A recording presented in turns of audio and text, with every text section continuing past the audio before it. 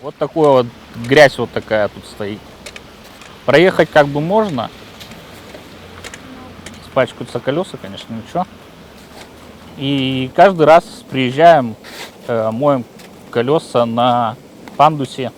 Юля выносит водичку, смывает всю вот эту поверхностную грязь, чтобы домой не затаскивать. Ну вот этот ручей, вот этот мост, который необходимо, в принципе, не так тяжело его адаптировать, то он, в принципе, есть.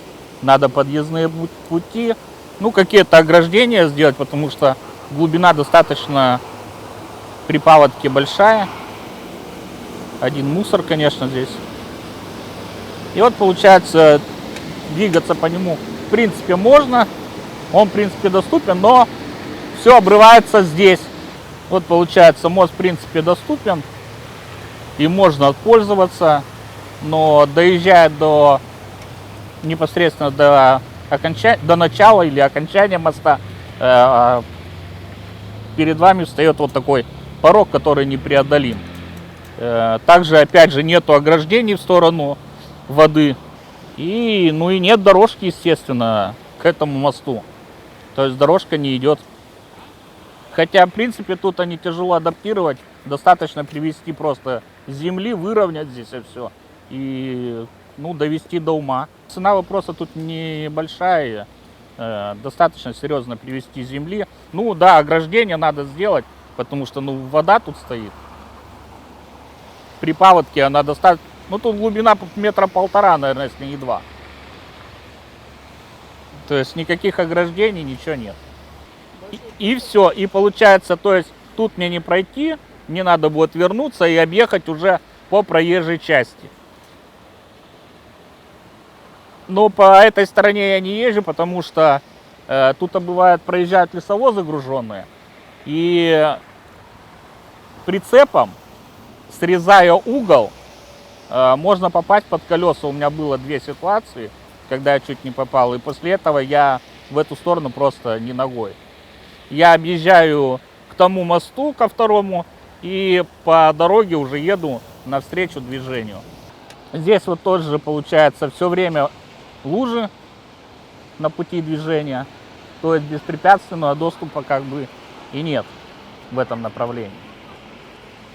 Единственное, ее не бывает, это летом, когда уже засуха.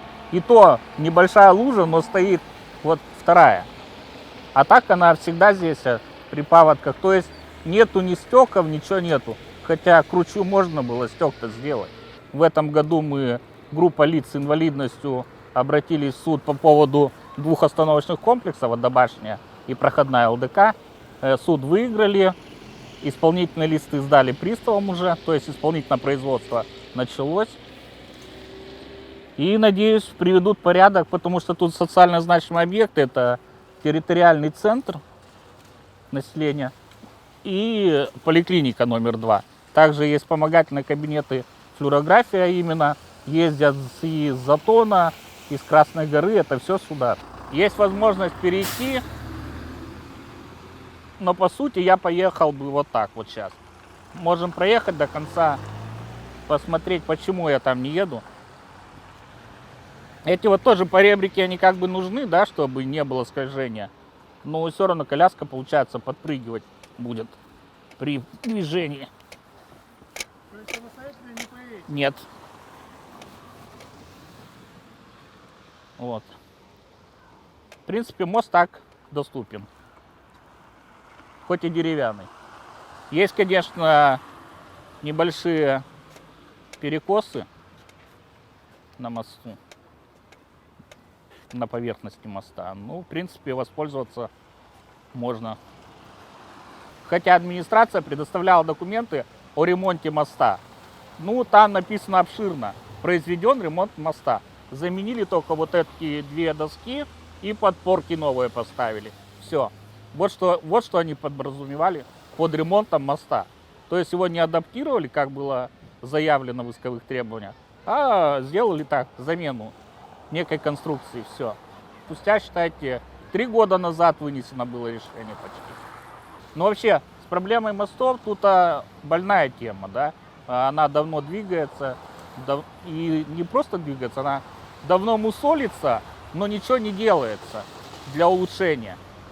И из-за этого мы вот в 2013 году обратились в суд, потому что было много переписки, и толку-то не было никакого.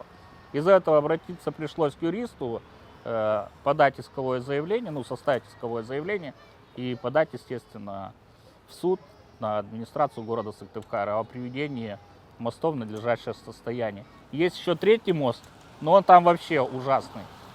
Я не знаю, люди всю жизнь проработали, да, прожили в лесозаводе, это как бы родина наша, да, и мы не можем пользоваться тем, что заслуженно должно быть сделано. Я не понимаю вот этого.